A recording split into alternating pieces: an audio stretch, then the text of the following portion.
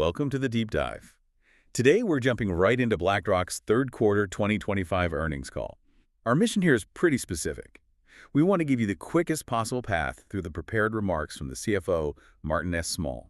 We're focusing on how they hit record scale and really where they're placing their bets for what comes next. Exactly. We're slicing through all the dense finance talk, just zeroing in on the CFO's view of performance and strategy. And we should probably mention we're looking at the AS adjusted results, as they emphasize. The goal is to spot those key structural trends they're riding, We're skipping the procedural stuff, like the general counsel's legal notice at the beginning. Okay, all right, so let's get straight to that core idea the CFO started with. It wasn't really a number, it was more of a mindset, wasn't it?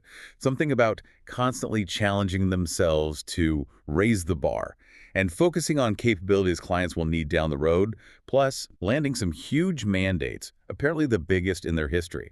Yeah, that's the setup. It sounds like they're signaling a bigger shift, not just managing assets, but actively building future platforms. They're basically telling you, look, Q3 wasn't just markets going up. It was about us executing aggressively in these high-growth spots we've picked out. And that execution drove the big numbers. That's the story. So over the last year, clients gave them almost $640 billion in net new assets. And crucially, that fueled 8% organic base fee growth. That's the highest they've seen in over 4 years. And Q3 itself picked up the pace even more. They ended with, what, $13.5 trillion in AUM and units of trust? Correct, a record number. And Q3 alone pulled in $205 billion of net inflows, which translates to, get this, 10% annualized organic base fee growth. That's the best quarter since way back in 2021. And they made a point of saying this growth is spread out. iShares, private markets, outsourcing deals, cash management. It's broad. Okay, this is where that strategic picture you mentioned starts to make sense. They've been really busy just since July. Closing deals for HPS and Elmtree, announcing that massive $80 billion SMA solution with Citi Wealth. Just to clarify for everyone, an SMA, a separately managed account, it's like a personalized portfolio for usually a very wealthy client or family. Exactly. And add to that, they onboarded that huge $30 billion Dutch pension outsourcing mandate. So you see this build-out happening on multiple fronts. They're clearly targeting private markets, digital assets, data, tech, basically buying scale and expertise in areas where fees are higher and clients tend to stick around longer. Right.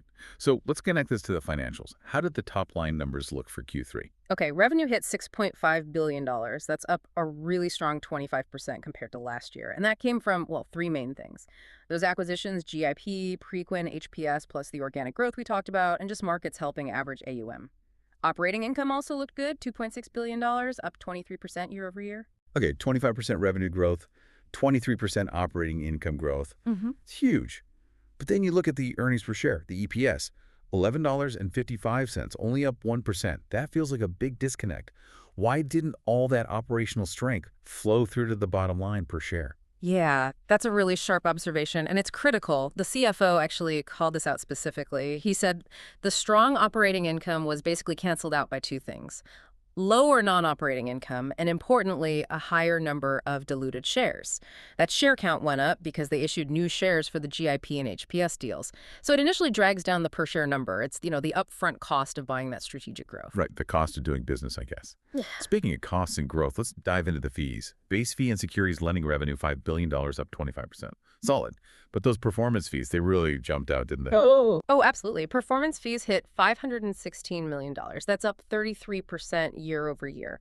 And here's where we need to highlight a detail straight from the CFO's mouth that's pretty striking. He said this was primarily reflecting, and I'm quoting here, approximately $270 million of performance fees from HPS. Wait, $270 million out of the $516 million total, just from HPS. I mean, that tells you exactly what they bought with HPS, doesn't it? High margin revenue. It really does. And you see the direct impact on their overall pricing. The annualized effective fee rate, like the average price they charge, actually ticked up by about half a basis point compared to Q2. And that wasn't them raising prices on basic ETFs or anything. The CFO explicitly said it was driven by bringing on those higher fee alternative credit assets from HPS. So they're strategically, trading up from lower margin index stuff to higher margin private market revenue. Okay, makes sense. And meanwhile, their big tech platform, Aladdin, is still pulling its weight. For sure. Technology services and subscription revenue was up 28% year over year. That was partly Aladdin demand, partly the Preqin acquisition, which chipped in about $65 million in Q3. But what's really interesting is the organic part. If you take Preqin out, tech revenue still grew about 12% organically. And their annual contract value, the ACV, basically the value of their ongoing contracts, that grew 13% organically. So the core tech engine is accelerating on its own. It definitely sounds like they're spending money to make money, though. Let's look at the expense side. Total expense was up 26% year over year. Compensation and benefits shot up 33%. I mean, a 33% jump in pay.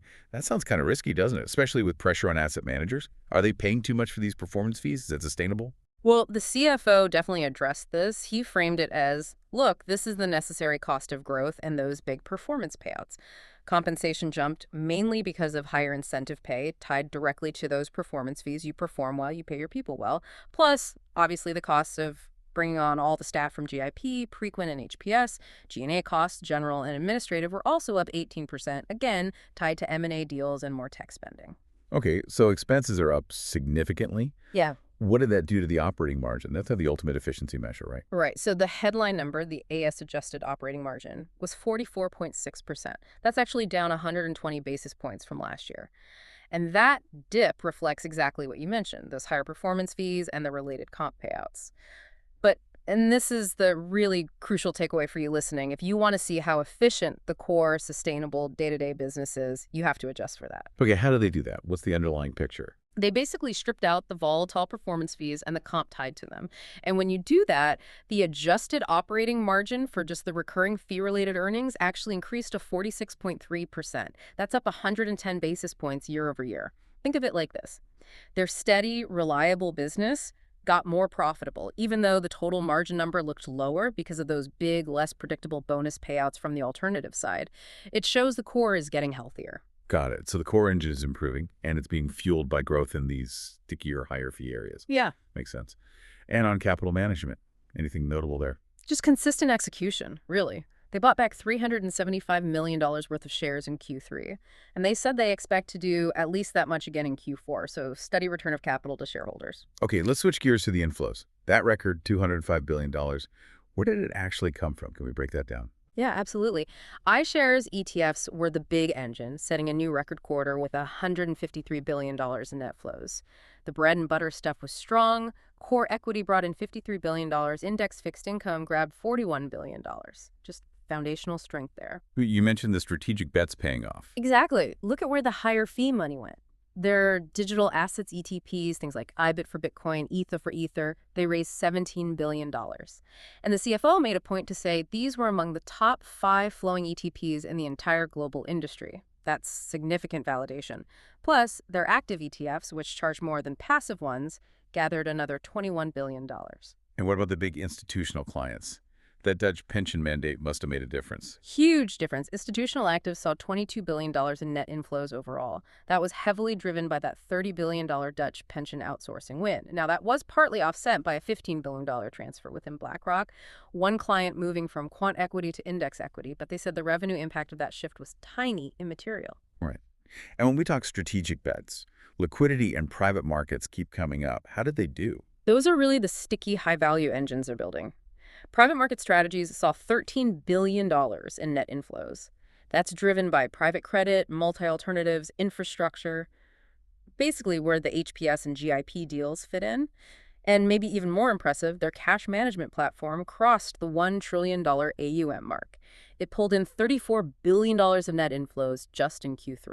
Wow, $1 trillion in cash. And that growth has a strategic angle too, right? Tied to the digital side? Precisely. The CFO highlighted a key driver. Their partnership with Circle, managing the cash reserves for their stablecoin, that specific mandate has now grown past $64 billion this quarter. It really shows them successfully bridging traditional finance with the growing digital asset world. It's a big validator for that strategy. So pulling it all together, the CFO's summary seems to be, look, Q3 proves our strategy is working. We invested ahead in things like private markets, digital assets, technology, and now those investments are paying off with broad, diverse, record organic base fee growth. That's the message. They feel like they're heading into Q4, which is usually their strongest quarter seasonally, in a really excellent spot. They sound confident they can deliver market-leading growth and, importantly, differentiated earnings compared to peers. It's a strong pitch. Okay, so let's leave our listeners with a final thought here. Based purely on what the CFO laid out, BlackRock is very clearly linking its rising fee rate and its core margin expansion directly to integrating these higher fee alternative assets and their Aladdin tech platform. So the question for you to think about is, what does this quarter's data imply? If you're another investment firm out there, and maybe you haven't been as aggressive in integrating private markets and powerful tech platforms, what does BlackRock's success suggest about your own future competitiveness and profitability? Something to chew on.